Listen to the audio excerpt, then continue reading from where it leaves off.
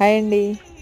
ఈరోజైతే non veg తినే వాళ్ళ కోసం ఈ మంచి ఉప్పు చేపల కర్రీ నాకు చెప్తుంటేనే నోరు ఊరిపోతుంది, అంత టేస్ట్గా ఉంది.